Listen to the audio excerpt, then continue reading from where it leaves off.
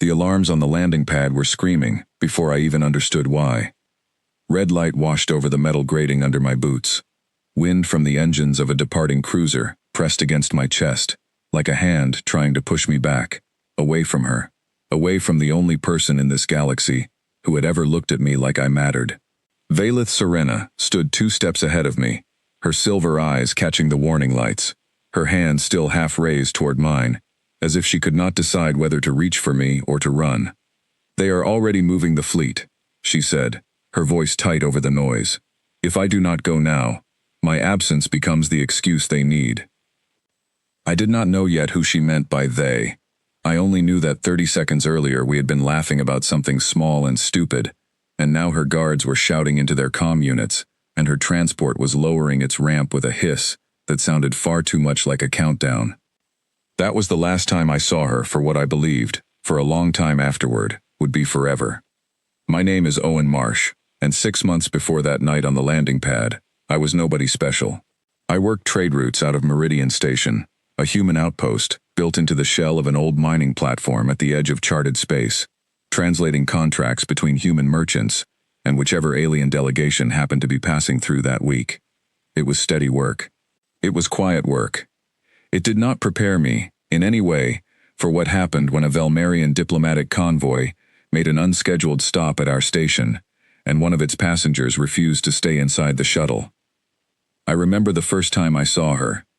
She walked down the boarding ramp like she owned the station, chin high, robes the color of deep water trailing behind her, and then she stopped in the middle of the corridor and asked, in perfectly accented standard, where a person could find real food, instead of the gray paste your ambassadors keep serving us. Nobody on her security detail seemed to know what to do with that question. I laughed before I could stop myself. She turned toward the sound like I had thrown something at her. "You find that funny," she said. "I find it honest," I told her.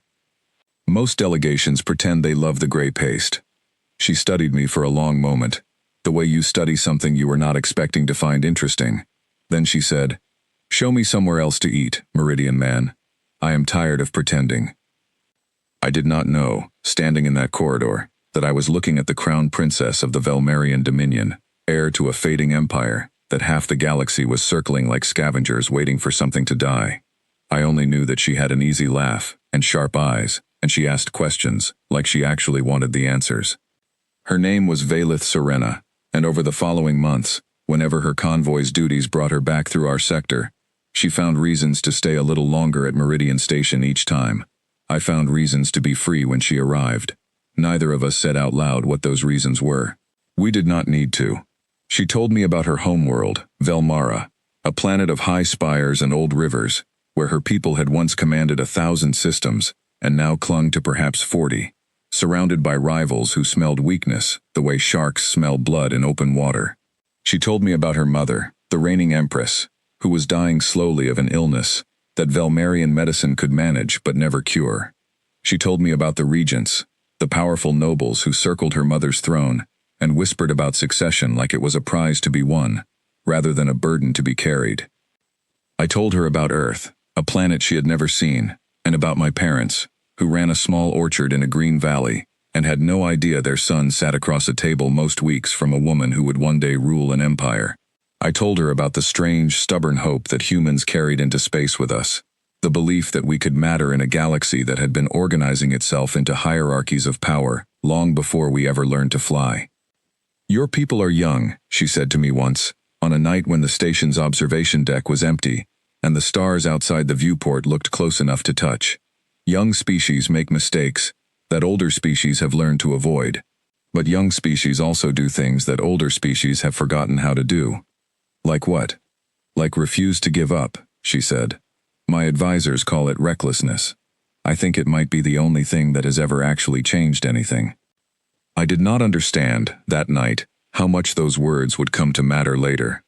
I only knew that when she looked at me like that, with the starlight caught in her silver eyes, I forgot entirely that she was a princess and I was a translator from a small green planet on the edge of everything. I only knew that I wanted more nights like that one, and fewer nights where her convoy pulled away from the station and left me standing on an empty dock, counting days until she came back. The months went by that way. A meeting here, a stolen afternoon there. Messages passed back and forth across the black distance between her convoy's routes and my quiet corner of human space. Somewhere in the middle of all of it, without either of us deciding to, we stopped pretending this was simply friendship. She would reach for my hand without thinking about it. I would find myself memorizing the sound of her laugh so that I could carry it with me on the long nights when she was somewhere else in the galaxy, doing the work of being a princess. Then came the night on the landing pad. Her convoy had arrived without warning, 3 ships instead of the usual one, and her guards moved with a tension I had never seen in them before. Valith found me within an hour of landing, and when she took my hands in hers, her fingers were cold. "My mother is failing faster than the healers expected," she said. "The regents are already moving pieces on the board. If I am not on Velmara, when the succession vote is called, they will use my absence to claim I abandoned my duty. They will use it to put someone else on the throne, someone who will trade half our remaining systems away, just to keep the other half." "Then go," I said, even though every part of me wanted to ask her to stay. "Go and win." "I will come back," she said. "I promise you that. This is not the end of us, Owen. This is only an interruption." I believed her completely. I had no reason not to. We stood there on the landing pad while her ships finished loading, and I remember thinking that I should say something important, something that would matter, something worthy of the moment. Instead, I just held her hands and told her to be careful, and she told me the same thing back, like careful was a thing either of us actually had control over.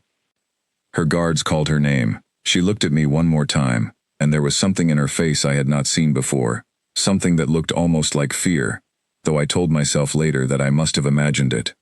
"I will send word the moment I land," she said. "Do not worry, Meridian Man." She turned and walked up the ramp of her ship, and the doors closed behind her, and the engines lit the pad in white fire, and I stood there and watched 3 Velmarian cruisers climb into the dark sky and vanish into the stars. I went back to my quarters that night expecting a message within hours. I checked my comm unit so many times over the following 2 days that Derek Voss, my closest friend on the station, and a man who worked communications intelligence for the small human garrison there, finally told me to put the thing down before I wore a hole in it. "She's a princess, flying into a political storm," he said. "Give her time." I gave her time. A day became 3 days. 3 days became a week. I told myself that royal succession crises probably came with communication blackouts, that of course a woman fighting to keep her throne could not spare a moment to message a translator from a mining station on the edge of nowhere. Then, 11 days after she left, Derek came to find me in the docking bay, where I was pretending to inspect cargo manifests I had already checked twice. His face told me, before his words did. "Owen," he said, "I need you to sit down." I did not sit down. "Tell me." "A Velmarian relay station picked up a distress signal 10 days ago," he said. 3 ships, matching the registry numbers of a royal convoy. The signal cut off mid-transmission. Velmarian Command issued a statement this morning. They're calling it lost with all hands. They're saying the convoy was destroyed in transit, somewhere along the jump corridor, between Meridian Sector and Velmara. I heard the words. I understood each one individually. Together, they refused to form a shape I could accept. "There's no wreckage confirmed," I said. "No bodies, nothing but a signal that cut off." "Owen, that's not proof," I said, and my voice came out harder than I meant it to. "That's an assumption wearing an official statement." Derek did not argue with me that night. He simply stood there, while I said the same sentence 3 more times, as if repeating it enough would make it more true, and then he walked me back to my quarters, and told me to try to sleep, even though we both knew I would not. I lay awake that night replaying the landing pad over and over, the cold of her hands, the strange fear in her eyes, the way she had said this is not the end of us, like it was a fact rather than a hope. I thought about all the things I had not said to her, all the words I had swallowed because I assumed there would be more time. I did not cry that night. I did not do much of anything. I simply lay in the dark and made a decision that would define the next long stretch of my life. A decision so quiet and so total that I almost did not notice myself making it. I decided I did not believe she was gone. Not without proof, not without a body, not without something more than a cut-off signal, and a convenient statement from the very regents who stood to gain everything from her absence. Everyone around me would soon call it grief that had not learned how to end. They would be wrong, though I would not be able to prove it to them for a very long time. I was not grieving, I was waiting, and somewhere out there, in the dark between the stars, I intended to find out exactly what had happened to the woman who had promised me this was only an interruption. The data broker's back room smelled like burnt wiring, and the man across the table had a weapon resting on his knee, where he clearly wanted me to see it. "You understand what you are asking me for," said the broker. "A thin, gray-skinned Ithran named Kes Doran is worth more than your life, human. Worth more than the lives of everyone on this station combined, if the wrong people learn you came looking for it." "I understand," I said, and I kept my hands flat on the table where he could see them. "I need to see it anyway." That conversation happened 2 years after the landing pad, 2 years after the world told me Valeth Serena was dead, 2 years of a search that had taken me from a quiet translator's desk to a back room on a smuggler's station, with a stranger's weapon pointed at my knee. To understand how I got there, you have to understand what those 2 years actually looked like from the inside, because from the outside, I know exactly how it appeared. It appeared like a man who could not accept a loss. It appeared like obsession dressed up as hope. I have never denied that it was obsession. I have only ever denied that it was wrong. In the first months after the announcement, I did what anyone expected of me. I attended the small memorial the human garrison arranged out of respect for the alliance between our peoples. I accepted condolences from people who barely knew her, and did not understand what those condolences cost me to hear, because every kind word about her memory felt like another brick added to a wall I refused to build. I went back to work, translating trade contracts, and I was, by every outward measure, functioning. But at night, I read every public statement Velmarian Command released about the convoy's destruction, and I noticed, the way you notice a crack in a wall you stare at every day, that the statements never quite matched each other. The first report placed the attack in one sector of the jump corridor. The second, released 3 weeks later to correct an administrative error, placed it in a different sector entirely. The debris field that Velmarian salvage teams supposedly recovered was never shown to any outside observer, human or otherwise, and no independent inspector was ever granted access to confirm it. I started keeping a file.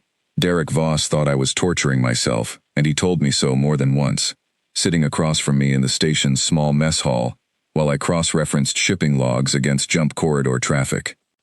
"You're doing this to yourself," he said one night, maybe 8 months in. "There's no wreckage, because deep space doesn't always leave wreckage. You know this. You've worked cargo routes. Ships get lost. It happens. Convoys carrying a crown princess don't just get lost," I said. "Not without someone benefiting from it." "And who benefits?" "The regents who wanted her mother's throne to pass to someone easier to control," I said. "The same regents who released 2 contradicting reports about where the attack happened. The same regents who have not allowed a single outside observer near the wreckage they claim to have found." Derek did not have an answer for that. Nobody did, because I was the only person still asking the question 2 years after everyone else had accepted the official story and moved on. Here is the thing I learned about grief that has not learned how to end, if that is even the right name for what I carried. It does not look like sadness after a while. It looks like discipline. I stopped drinking the way I had in the first few months, because a clear head served the search better than a numb one. I picked up languages I did not previously speak, because Velmarian political records were not all written in standard, and I needed to read them myself, rather than trust a translation that might be sanitized before it reached me. I learned how black market data networks worked, not because I wanted to become the kind of person who dealt with people like Kes Doran, but because official channels had given me every reason not to trust them. Something strange happened as those months turned into a year, and then into a second year. The other humans on the station stopped seeing my search as a tragedy, and started, slowly, to see it as something else. Derek was the first to change his mind, somewhere around the year mark, when I showed him a discrepancy in the fuel consumption logs of the destroyed convoy that did not match a ship that had actually exploded in transit. "This doesn't prove she's alive," he said, studying the numbers. "No," I agreed, "but it proves someone is lying about how she disappeared, and people only lie about that when the truth is inconvenient for them." Derek went quiet for a long moment, and then he said something that surprised me. You know, most people would have let this go by now. I know. Humans don't really do that though, do we? He said, and there was something almost like admiration in his voice. Let things go, I mean. I've noticed it since I started working with the alien delegations. Every other species we deal with treats a closed file as closed. We treat it like an open wound that we're allowed to keep touching until somebody explains it to us properly. Is that a compliment or an insult? Ask me in a few years, he said. Ask me after we find out whether you were right or whether you spent a decade chasing a ghost. I did not have to wait a decade. I only had to wait until the middle of that second year, when a contact of Derek's inside Velmarian communications intelligence flagged something in an archive of intercepted transmissions that nobody had bothered to properly review, because it had been buried under thousands of hours of routine traffic and filed away as noise. A distress beacon. A single, weak, automated signal, broadcasting on an emergency frequency used by Velmarian royal transport vessels. The registry code embedded in the signal matched, digit for digit, one of the 3 ships that had vanished with Valeth's convoy. The signal was dated 7 months after the official destruction of the convoy. I remember staring at that timestamp for a long time before I could make my hands move to copy it into my file. 7 months. If the ship had truly been destroyed on the day Velmarian Command announced, there would be no ship left to send any signal at all, let alone one 7 months later. This could be an error, Derek warned me, when I brought it to him at 2 in the morning, unable to wait until a decent hour. A corrupted timestamp, a relay glitch. You know how unreliable deep space intercepts can be. I know, I said. I need to trace where it came from anyway. Tracing it took another 4 months. 4 months of favors called in, and small payments made to people who did not ask too many questions. 4 months that led me, eventually, to a data broker's back room on a smuggler's station, well outside any territory that either human or Velmarian authorities patrolled, sitting across a table from Kes Doran, with his weapon resting where I could see it. The signal you are asking about, Kes said, after a long silence, in which he seemed to be deciding whether I was worth the risk of talking to, originated from a sector controlled by House Dravon. The name meant something to me immediately, because I had spent 2 years reading about Velmarian politics until the names of the ruling houses were as familiar to me as the streets of my hometown. House Dravon was the seat of Regent Kaeth Dravon, the most powerful of the nobles who had circled the dying empress's throne, and the man who, in the chaos following the convoy's disappearance, had maneuvered his own preferred candidate into position as the Empress's heir presumptive. House Dravon controls a sector that includes several off-record detention facilities, Kes continued. Facilities that do not appear on any registered Velmarian map. I do not deal in speculation, human. I deal in signals and coordinates. What you do with that information is your business, and I would suggest you do it quietly, because House Dravon has killed men for asking smaller questions than the one you are asking now. I asked him for the coordinates. He named a price that would have emptied every credit I had saved across 2 years of careful, obsessive work, and I paid it without hesitation, because 2 years of discipline had taught me exactly one thing above all others. I was not chasing a ghost. I was chasing a location. And a location meant that somewhere, behind a door I had not yet found, there might be a woman who had promised me this was only an interruption, still waiting for someone stubborn enough to come and prove her right. I left that back room with a set of coordinates burning in my mind and a certainty settling into my chest that I had not felt in 2 years. It was not proof. Kes Doran had been careful to remind me of that more than once, but it was the first real thread I had ever managed to pull, and I intended to follow it all the way to the end, whatever waited for me there. The problem was that the coordinates led into the deepest part of House Dravon's territory, guarded space that no independent human vessel could enter without triggering an immediate diplomatic incident, if not outright violence. I could not go there alone. I did not have a ship capable of the journey, weapons capable of the defense, or authority capable of the diplomacy such a mission would require if it went wrong. I needed help, real help, the kind of help that only came from people willing to risk everything on a thread as thin as the one I was holding. So I did the only thing left to do. I stopped working alone, packed everything I had gathered across 2 years into a single case, and went to find the people whose job it was to decide whether a thread this thin was worth the weight of an entire mission. I did not know, walking back toward the human garrison that night with Kestoran's coordinates locked in my case, that I was about to discover something about my own species that would change everything that came after. I only knew that I finally had somewhere to point, and I was done waiting for permission to believe that Valith Serena might still be alive. The general slammed his hand on the table hard enough to make the coordinates I had brought him jump on the display. "You want me to send a ship into House Dravon territory," said General Aldrich Doyle, commander of the human garrison at Meridian Station, based on a black market data broker's word, and a signal that could just as easily be a relay error. "Do you understand what you are asking, Owen?" "I understand exactly what I am asking," I said. "I am asking you to risk a ship and a crew on the chance that a woman who has been officially dead for over 2 years might still be alive. And if you are wrong, then you have lost nothing you were not already prepared to lose in worse missions," I said. "But if I am right, and we do nothing, then we let a regime built on a lie stand unchallenged, and we let one of the only real allies humanity has made in this sector die in a cell, because nobody was stubborn enough to go and check." I had rehearsed that speech more times than I wanted to admit, standing in front of a mirror in my quarters, until the words stopped sounding desperate and started sounding like a plan. Whether it was the speech itself or 2 years of watching me refuse to let this go, something in General Doyle's expression shifted. He was quiet for a long moment, studying the coordinates, the timestamp on the distress signal, the careful file I had built across 2 years of nights I should have spent sleeping. "You've done real work here," he finally said. "This isn't a grieving man's fantasy. This is intelligence." "Thank you," I said, and I meant it more than he probably realized. "That doesn't mean I can authorize a garrison ship to breach sovereign Velmarian territory," he continued. "Officially, House Dravon is a recognized authority within an allied empire. If I send one of my vessels in there and we're caught, it isn't just your life on the line. It's the treaty between our species. It's every human currently living or working inside Velmarian space. I cannot risk that on a signal this thin, no matter how much work you've put into finding it."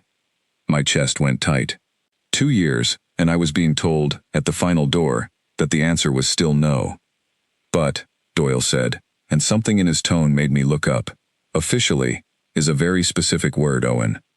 He tapped a control on his desk, and a moment later, a woman I had never met walked into the room like she had been waiting just outside the whole time.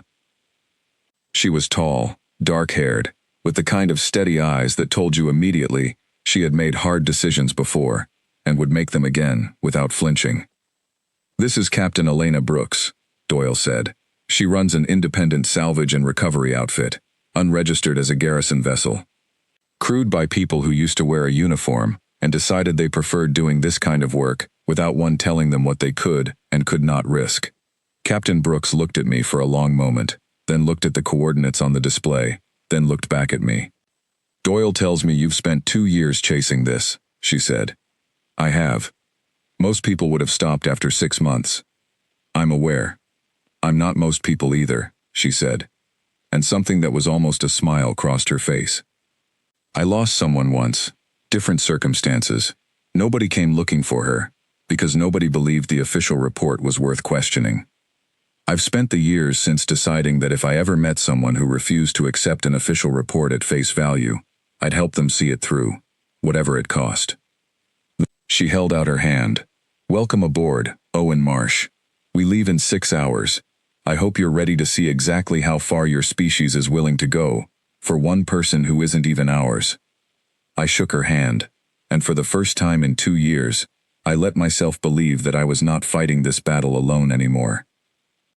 The 6 hours before departure were a blur of preparation that I mostly watched rather than participated in, because I had spent 2 years becoming an expert in Velmarian political records, and exactly 0 time becoming an expert in anything resembling combat or ship operations. Captain Brooks's crew, by contrast, moved through the preparation like a single practiced organism.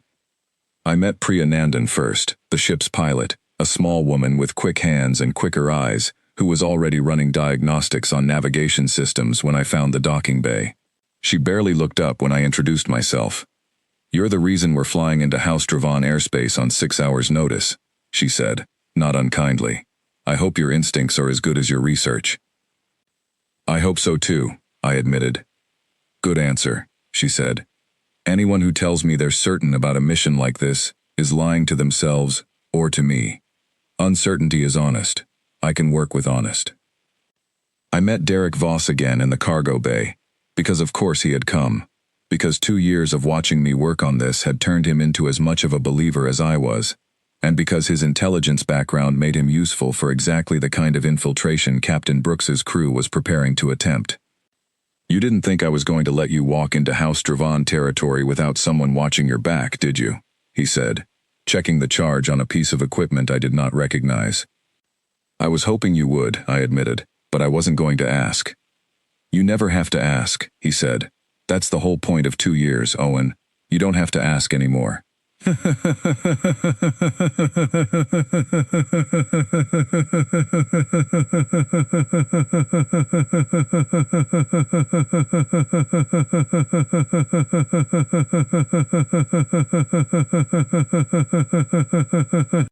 I did not fully understand what he meant until we were airborne, until I stood on the bridge of Captain Brooks's ship, a converted salvage vessel called the Halcyon Drift, and watched the crew work through final preparations, with an intensity that had nothing to do with profit or duty, and everything to do with a decision they had all apparently made independently, the moment they heard what this mission actually was. Most of my crew signed contracts for salvage runs, Captain Brooks told me quietly, standing beside me, as Priya guided the ship out of Meridian's docking arm, recovering lost cargo, abandoned equipment, that kind of work.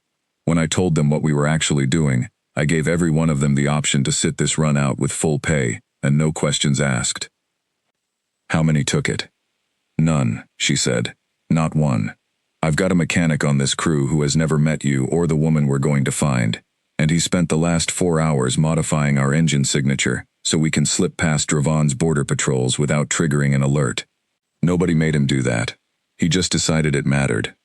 I did not have words for what that did to something in my chest, some old ache I had been carrying since the landing pad 2 years earlier, the fear that I was the only person in the galaxy stubborn enough to believe Valeth might still be alive.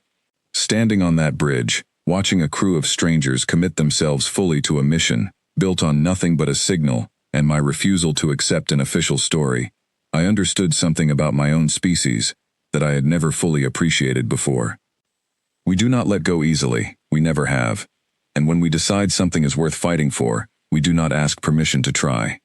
The journey into House Dravon territory took 11 days, and every one of them stretched my nerves tighter than the last. Priya kept the Halcyon Drift running dark through patrol corridors, using smuggler routes that Castoran had sold us along with the original coordinates, trading favors with contacts who owed Captain Brooks debts from salvage runs years earlier. Derek spent most of those days buried in intercepted communications, trying to build a picture of the detention facility we were heading toward, cross-referencing every scrap of intelligence against what little was publicly known about House Dravon's off-record holdings. On the 9th day, Derek called me into the small communications room he had claimed as his workspace, his face lit blue by the display in front of him. I found something, he said, a supply manifest, routed through a shell company that traces back to House Dravon. Regular shipments to a facility built into the side of a mountain on a moon in the sector we're heading toward. Officially, the manifest describes it as a mining outpost. And unofficially? Unofficially, mining outposts don't require the kind of medical supplies this manifest lists, he said. Sedatives, nutrient stabilizers, the kind of things you use to keep someone alive for a long time without them being able to fight back. My hands had gone cold somewhere in the middle of that sentence. You think that's where she is? I think it's the best lead we have, Derek said, careful with his words, in a way that told me he did not want to promise me something he could not guarantee. I can't tell you for certain she's alive, Owen. I can only tell you that somebody at that facility is being kept alive deliberately, carefully, for a purpose. And given everything we know about the timing, given the distress signal, given House Dravon's motive to keep a body they could produce if their story was ever questioned. They faked her death, I said, the pieces settling into place with a clarity that felt almost violent. But they didn't kill her. Because a dead princess is a martyr people might rally around. A princess who conveniently vanished, whose fate can never quite be confirmed, is just a closed chapter. But if they ever needed her, If their claim on the throne was ever seriously challenged, they'd need proof she was truly gone, a body they could produce, leverage they could use. That's my read too, Derek said quietly. Kaeth Dravon isn't holding her out of mercy, Owen. He's holding her because a living hostage is worth more to him than a dead martyr, right up until the moment it isn't. I don't know how long that calculation holds.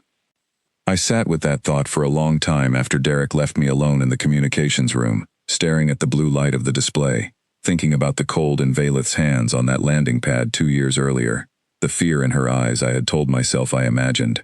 She had known something that night.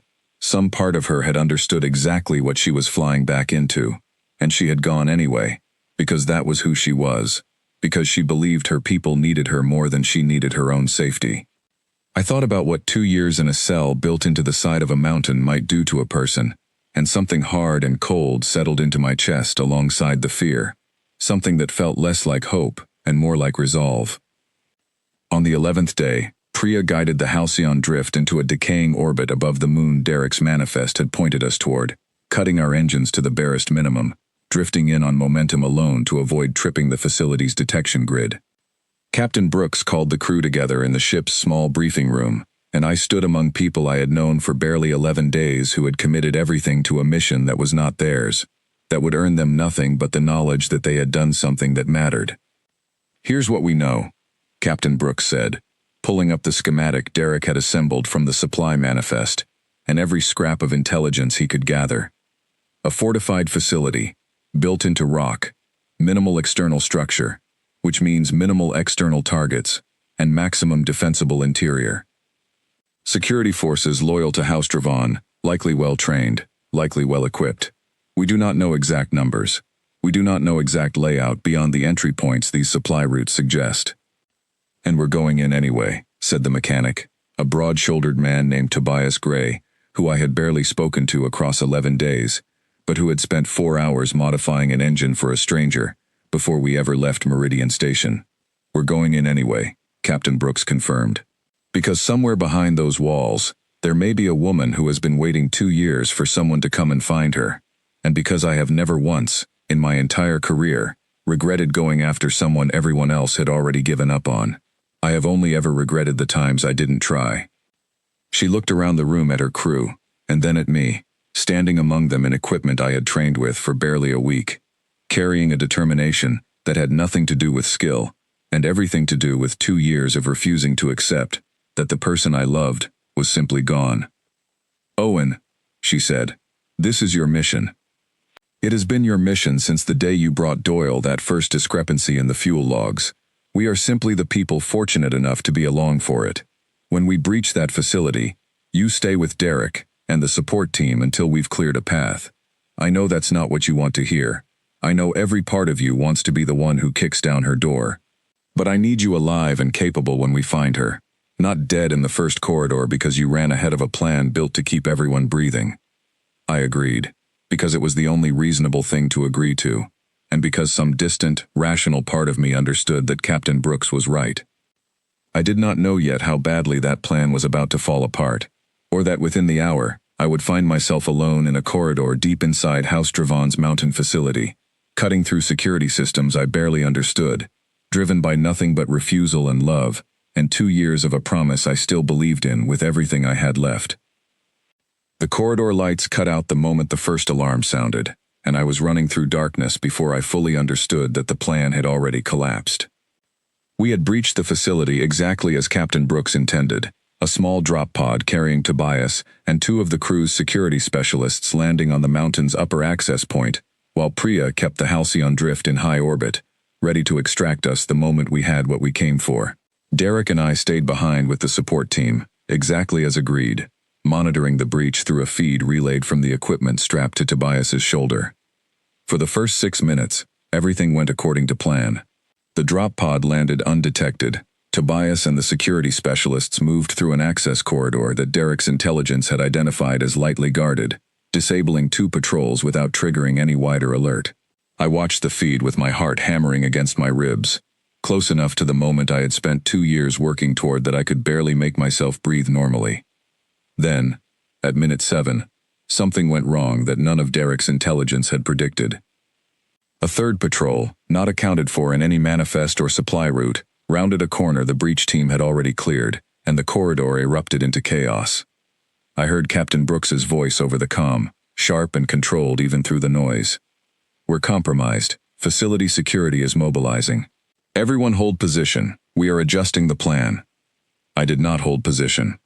I want to be honest about this, because it would be easy to tell this part of the story as though I made some brave, calculated choice in that moment.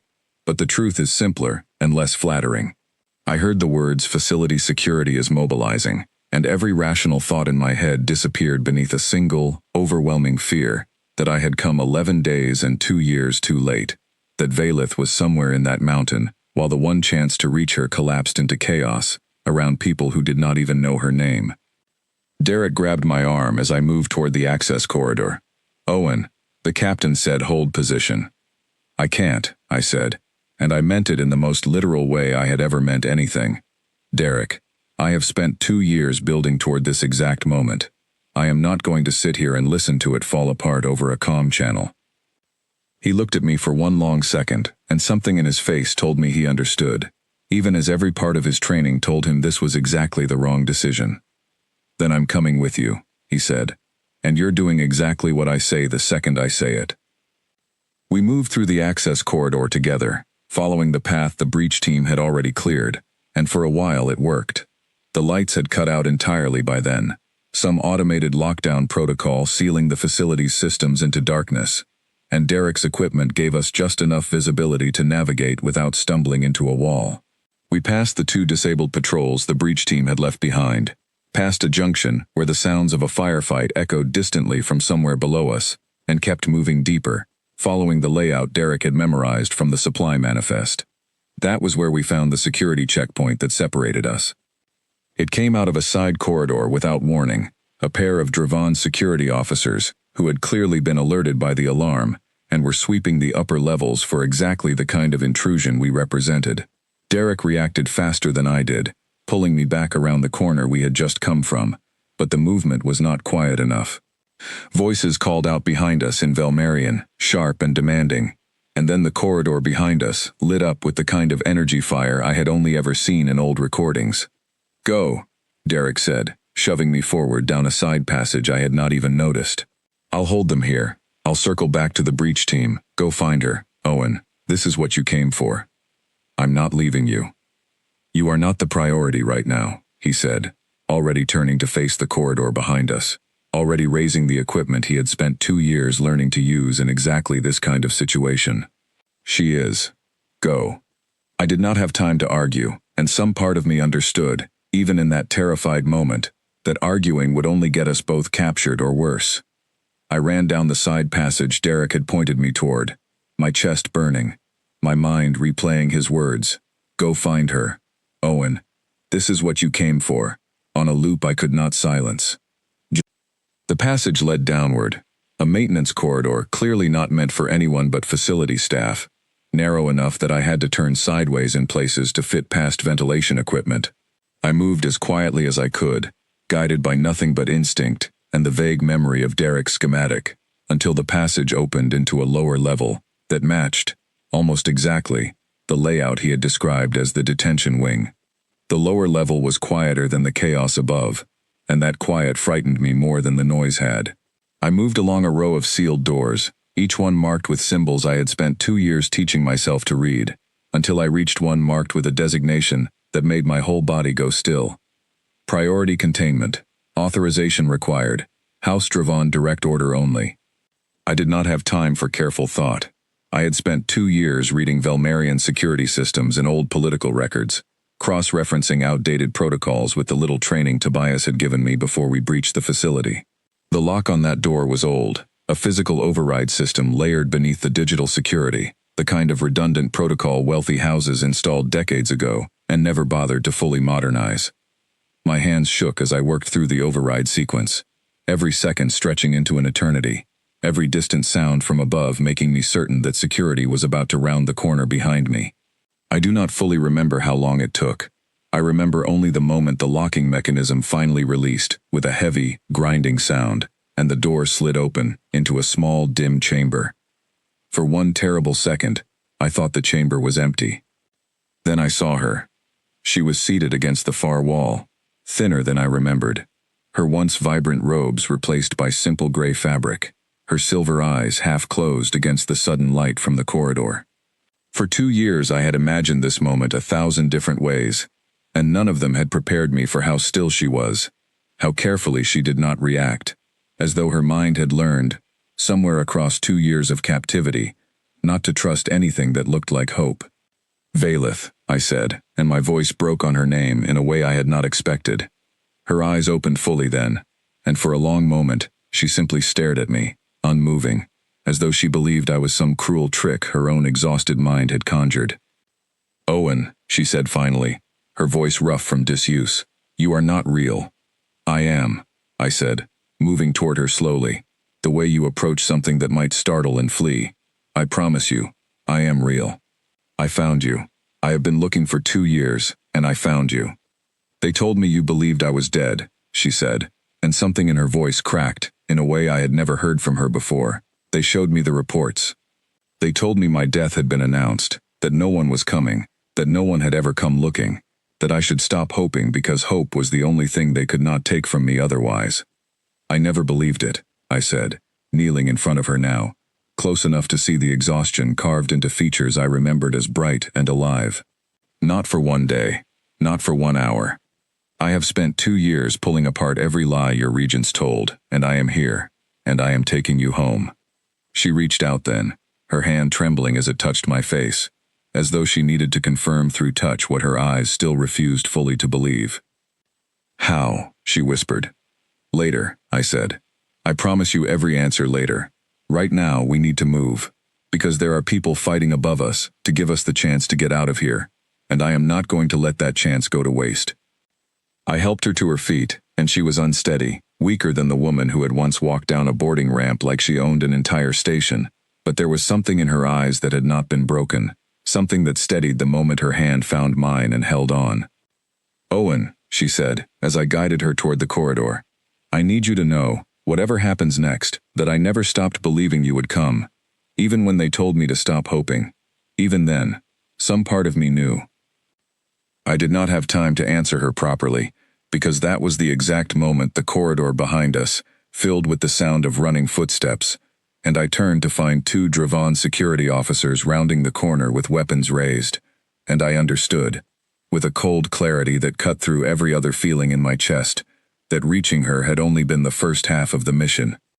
Getting her out alive was about to become the hardest part of all. The 2 security officers raised their weapons at the exact moment I pulled Valeth behind me, and for one endless second I understood, with total clarity, that I had no plan for this part at all. I had a training session that lasted less than a week. I had equipment I barely understood, strapped to a belt I had put on for the first time 11 days earlier. I had 2 years of research, and none of it had prepared me for the simple, immediate problem of 2 armed officers standing between us and any hope of escape. What I did have was Valeth's hand gripping mine, and a voice in my memory, hers, from a night on an observation deck years earlier. Young species make mistakes that older species have learned to avoid, but young species also do things that older species have forgotten how to do, like refuse to give up. I did not have a plan. I had refusal. It turned out, in that corridor, that refusal was enough to buy us the half-second we needed, because in the moment, the officers hesitated, clearly startled to find the priority containment cell not only breached but empty of its prisoner. A new sound tore through the corridor from behind them, familiar and welcome, in a way I had never expected gunfire to feel. Tobias Gray came around the corner with the rest of the breach team behind him, and the 2 Dravan officers went down before they ever got a clean shot at either of us. I had never been so relieved to see anyone in my life. "Captain said you went off plan," Tobias said, already moving to check the corridor behind him. "Figured that meant you either found her or got yourself killed trying. Glad it's the first one." "Where's Derek?" I asked, the question tearing out of me before relief had even fully settled. "Right here," came a voice from further down the corridor, and Derek appeared, favoring one arm but very much alive, a grin spreading across his face the moment he saw Valeth standing beside me. "Told you to go find her. Look at that. You actually listened to me for once." There was no time for a proper reunion in that corridor.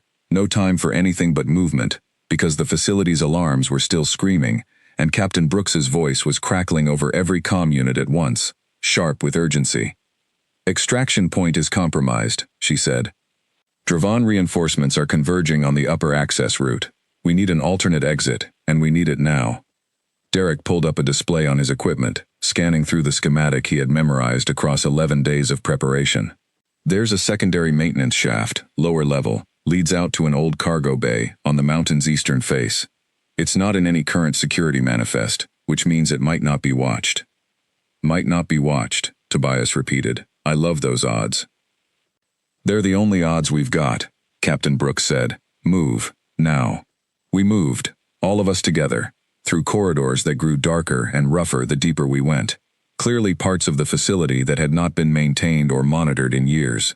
Valeth stayed close beside me the entire way, her steps growing steadier with every corridor we cleared, as though the simple act of moving toward freedom was restoring something in her that 2 years of captivity had worn thin. "You look different," she said to me at one point, during a brief pause, while Tobias checked a junction ahead of us for security patrols. "Harder. Your hands used to shake when you talked about difficult things. They are not shaking now." 2 years will do that," I said. "I stopped being the man who translated trade contracts a long time ago. I had to become someone who could actually find you." "I am sorry," she said quietly, "for what my absence cost you." "Don't," I said, and I meant it with everything I had left. "Don't apologize for surviving something you never chose. I would live through every one of those 2 years again, exactly as they happened, if it still ended with you standing here beside me." She did not answer with words. She simply held my hand a little tighter, and we kept moving. The maintenance shaft Derek had found led us, after a tense and narrow climb that tested every remaining reserve of strength Valeth had left, into an old cargo bay exactly as promised, unmonitored, its heavy doors sealed with rust rather than active security. Tobias worked the manual release while the rest of us watched the corridor behind us, and when the doors finally groaned open, the sight of open sky above the mountain's eastern face felt like the first breath of air after being underwater too long. Priya brought the Halcyon drift down in a tight, fast descent that I would have found terrifying under any other circumstances, and the ship's boarding ramp lowered before it had even fully settled, Captain Brooks standing in the opening with a weapon in hand, sweeping the cargo bay for any sign of pursuit. "Everyone aboard," she called. "We are not staying to find out how many more reinforcements Dravan has waiting." We ran the last stretch across the cargo bay together, and it was in those final seconds, with the ship's engines already spooling for departure, and the alarms still echoing distantly behind us, that Valeth's hand slipped from mine. I turned, my heart lurching, certain for one terrible instant that something had gone wrong, that she had fallen or been caught, and instead, I found her simply stopped, standing still in the middle of the cargo bay, staring at the open ramp of the ship ahead of us, as though the reality of what was happening had finally, fully caught up to her. "Valeth," I said, "we have to move." She looked at me then, and every careful composure that 2 years of captivity had taught her to wear cracked apart at once.